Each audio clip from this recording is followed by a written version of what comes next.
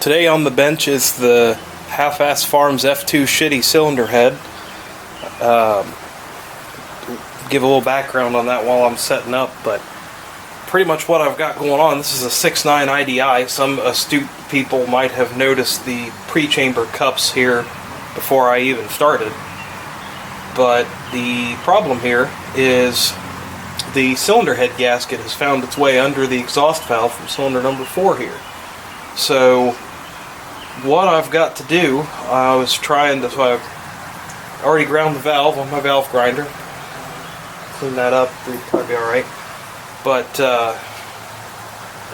my problem here, I had to order a different stone that I use these wrong. These are supposed to be used with a big machine. I end up using these with my valve, really this tool steel valve seat cutter set, but I made this threaded adapter so that I could use that setup and use these grinding wheels. You know, they're, even if I'm not spinning them at a high speed, it's still a cutter. And I've used this one a good couple of times and it works pretty well. But I had to order this one. But today I've got to try something even more new, which is I'm going to have to dress this wheel to a different angle. So these IDI cylinder head valves, if you've come across this video, there's good odds that you are already familiar with IDIs. The exhaust valve, according to the internet, and from grinding the valve itself, I would corroborate that, is ground to 37.5 degrees. And I can't find anywhere anybody that has an 1 5/8" wheel that is ground to, oh, that's nice, that is ground to 37.5 degrees. This one I ordered 30. Yep, fits in there. So I'm gonna try using this single point diamond dresser. I'm gonna try to dress that to that 37.5 degrees so that I can cut that seat, get this back in, get the head studs in, and get the F2 shitty back on the road.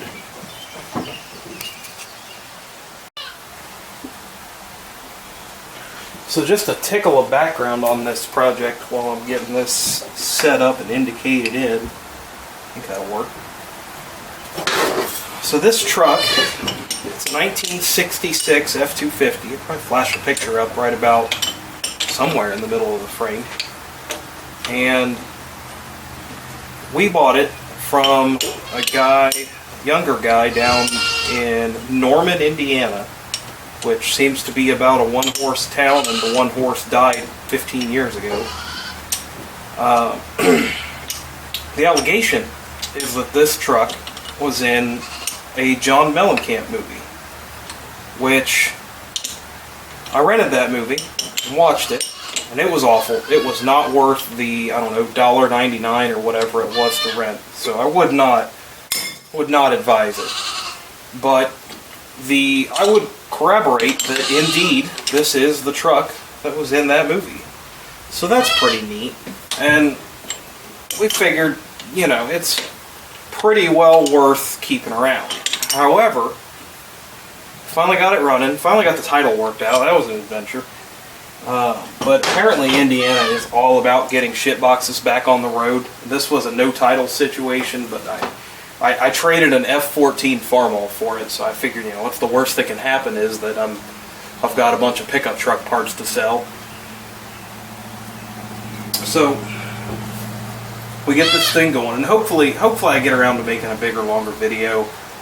We've put it on the wife's channel. She's got a ton of footage that we just need to do some voiceover work and get that going. But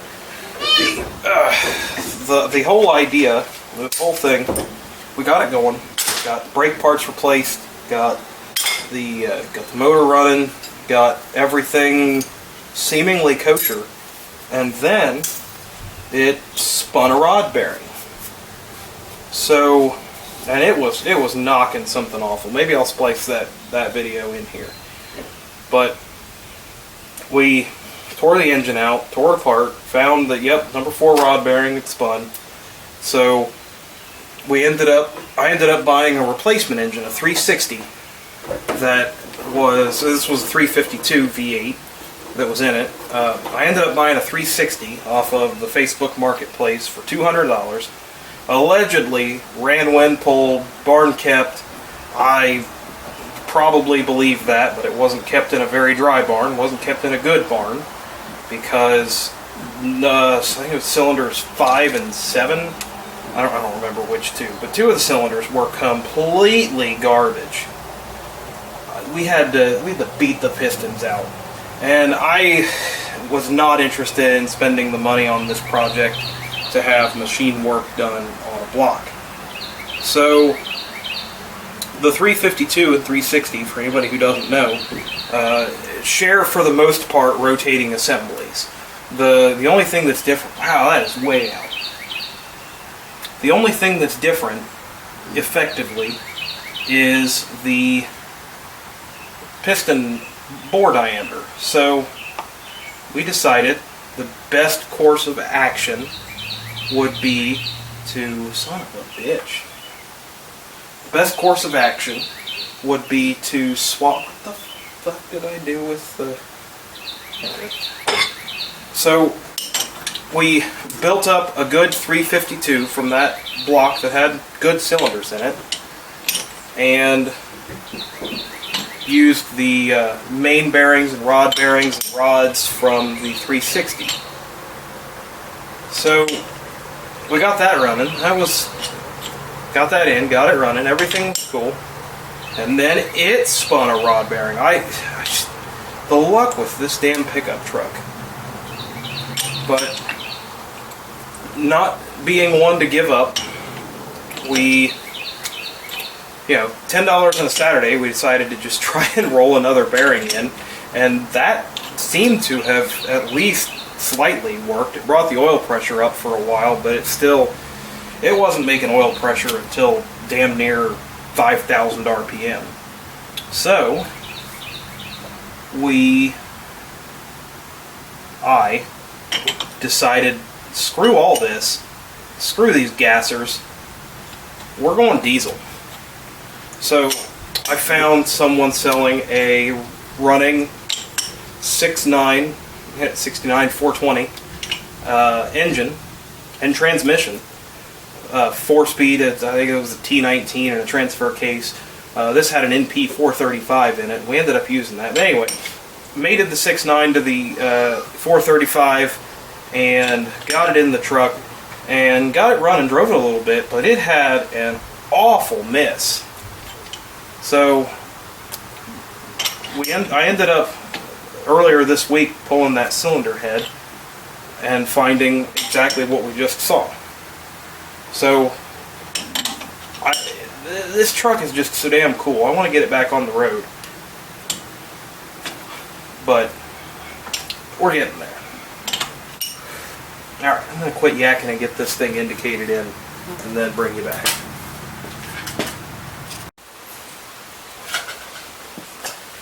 Alright, now put those hot fingers away before you tell me exactly how wrong I'm doing this. I'm kind of working with what I got here, and I don't have a good way to mount up this grinding wheel on anything that spins faster and has some level of precision.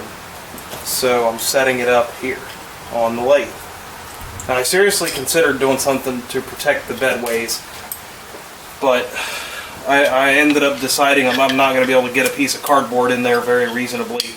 And I thought about a big piece of canvas, but I ended up deciding that would be really dangerous, because this lathe doesn't have a brake.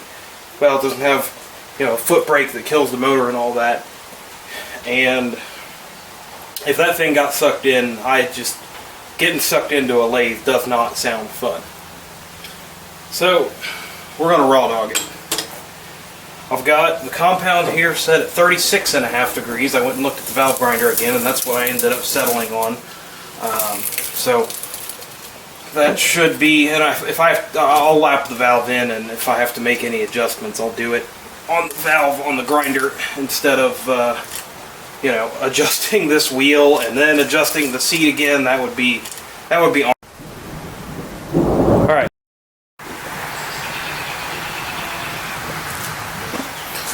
All right, I have to say I think that went pretty well.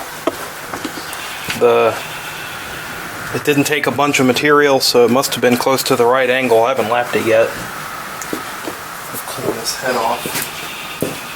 Actually, that's clean enough.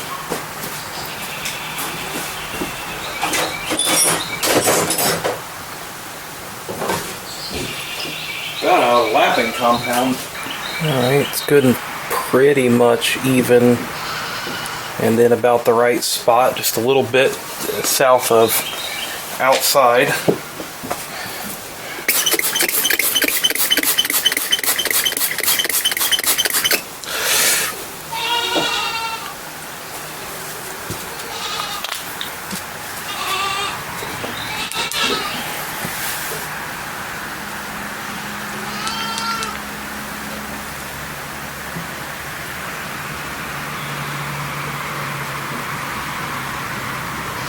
Yep, that's touched all the way around.